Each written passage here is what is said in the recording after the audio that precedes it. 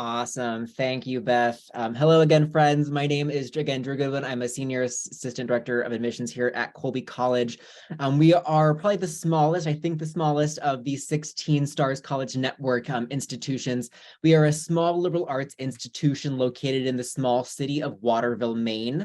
And we have a really expansive academic curriculum with a lot of opportunities for students ranging from computational biology to performing theater and dance to economics, and a lot of things outside and in between this. But really at the heart of our academic program here at Colby is ensuring that students are connected in their education to the world's most complex challenges. So the things that I'll highlight this evening are really the ways in which we orchestrate our entire education around this idea that students should be out in the world learning about these complex challenges in a way that is multidisciplinary and grounded in a liberal arts education.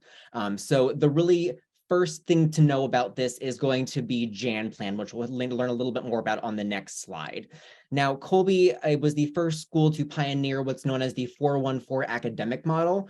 And so I usually don't think of calendars as being very exciting, but ours really allows for some incredible experiences for our students through Jan Plan. So our students will take 4 courses in the fall, 4 courses in the spring, and over the course of January, they will do a singular intensive experience. Now, for some students, this might mean staying on campus to take a class, many of which are only offered during Jan Plan. So the students in this photo right here are actually learning about aviation through the small municipal airport that we have here in Waterville, learning to fly planes, learning about the importance of smaller aviation centers in rural communities especially. Was a really cool opportunity. Furniture making is always very fun for students, and our most popular ends up being our EMT certification class. But there's also a lot of opportunities for students to get off campus during Jan Plan. So students will go abroad. There was a really amazing abroad program this past Jan Plan to Namibia to focus on wildlife conservations. There are ones that are going to be maybe within the US or somewhere else around the world. And there are also really great opportunities to get connected for a micro internship. And a micro internship is kind of like a regular internship, but a lot shorter. And the idea behind a micro internship, especially just over Jan Plan, is to be able to connect you with something you want to test drive, right? You don't want to commit to a whole internship. You just want to explore it a little bit and dip your toes. And the micro internship is a great way to do that without being stuck there all summer in something you maybe don't like. So Jan Plan really is 1 month with an infinite number of possibilities for students to really either do something they might not have otherwise done, think about things in a different way, or get out into the world and really connect to these challenges that people are facing. Another way we'll also do this, though, and making sure that our students are being connected to the world's most complex challenges, will be through our DavisConnects Center. And DavisConnects, I sort of describe as career services, but flipped on its head, turned up to about 1,000. And the idea behind DavisConnects is that you should not be waiting until your junior or senior year of college to start thinking about internships, research experiences, global experiences. And you should be thinking about these from your very first day on campus. So in addition to your academic advisor, every single student at Colby also receives a DavisConnects advisor. And their sole raison d'etre, their sole responsibility is to connect you to the myriad of opportunities that you're going to be able to find either on campus or around the world. And so through DavisConnects, we are able to guarantee for every single student, regardless of their background or personal network, an internship, a research experience, as well as a global opportunity. So really thinking about how can we arm our students with the best opportunities and experiences so that they can be that best applicant for whatever that next step is, whether it is graduate school, professional school, or the workforce, so that they really stand out as they're moving on from Colby because they've been thinking about this from day one. And that funding aspect is really key, right? A lot of things like internships and research and going abroad can be expensive, but we are able to fund many of these opportunities. I believe this past year, they gave about $2 million out in funded experiences, which for a small college of 2,300 students is a lot of really incredible opportunities that students might not have been able to access otherwise. So again, really making sure that these opportunities are available to all of our students in an equitable manner is really at the forefront of what we've been able to do. So it's really led to some amazing outcomes for our students. But on the next slide, we'll talk a little bit more about some of the things that students might do outside of the classroom. So here in Maine, we are blessed with some amazing, incredible outdoor spaces. So our students tend to be very wellness minded. So about a third of our students are involved in varsity athletics, and another third of our students are usually involved in club and intramural sports. So our campus is really invested in wellness.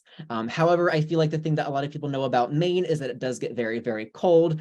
So when those colder months come in and our students are maybe less keen to go running on the icy roads, we do have a 350,000 square foot state-of-the-art athletics facility that includes some really incredible features like our 200-meter indoor track, our amazing ice hockey rink for our women's and men's ice hockey teams, as well as the only Olympic Murtha pool within the entirety of the Northeast. So really making it a premier sports venue for our students to be able to take advantage of.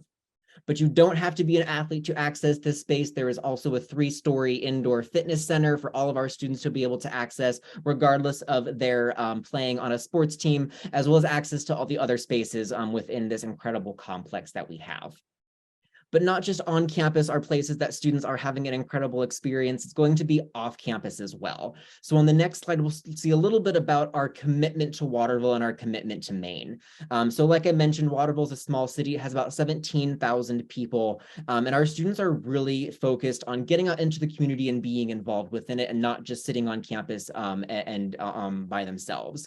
And so the really big thing that you see this in is going to be our Main Street Commons.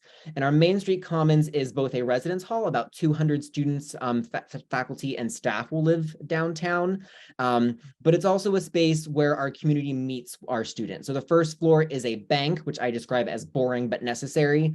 There is commercial retail space, as well as a community forum where civic organizations can utilize free of charge that space. And it is also where our city council will meet as well. So it really is an incredible opportunity, but that connection really doesn't stop there. The 200 students that are in this residence hall, they apply to live here, and they apply and when they are required to submit a plan that details how they are going to do some sort of civic engagement project that is directly related to their area of interest. So if you are an economics student, maybe you're working with the local fire department to help them, make their operations more efficient. Or maybe you're an education major and you're working with a 3rd grade class, really focusing on what I describe as a multi-directional exchange of value, really saying that yes, our students are fantastic and amazing, but so is our community, and our community has so much to teach to our students. On top of this as well, about half of our students will spend time volunteering, the most popular of which is going to be Colby Cares About Kids, which is a local mentorship program where our students are paired with K-12 students to focus on some of their development. So maybe you're really interested in working with 4th graders on some of their early maths, or maybe you're really interested in working with teenagers to help them get ready for their college process or something like that. So it's a really emphasized for students to get involved outside of our Mayflower Hill community here in Waterville. Lastly, I do want to talk a little bit about admissions and financial aid. Like my colleagues, I won't throw too many dates and numbers at you, but it really comes down to making sure that the 2 guiding principles for us are access and affordability. So on the access side, we have really streamlined our application process. There are no fees to apply. There are no extra essays or supplements that are required. We are test optional, and we do not conduct interviews as part of our admissions process. So really think we took a hard look at our process and said, what do we absolutely need and what do we not? And we got rid of everything that we did not absolutely need. So really making sure that there's no barriers to the application process. On top of that, affordability is really top of mind for us. So like many of my peers, we do meet 100% of demonstrated financial need without the use of loans. I do always think, though, that this term demonstrated financial need is kind of murky and strange. As a 1st-gen student, I did not know what that meant. For us, we build some really great guarantees into this process. So those are going to be our Colby commitment, which is aimed at lower income families making $75,000 or less, which then caps the family contribution at $0. So really making that the most affordable possible, again, without the use of loans. We also have our Fair Shot Fund, which is aimed at middle income families making between $75,000 and $150,000 per year with typical assets. And that caps that family contribution at $15,000. And that's a hard maximum, not necessarily a minimum. And then, of course, our commitment extends to, of course, when you are here on campus, making sure that you have full access to the mentoring, resources, experiences, and support that we've talked about here today. So really extending that all the way through graduation, all the way through life.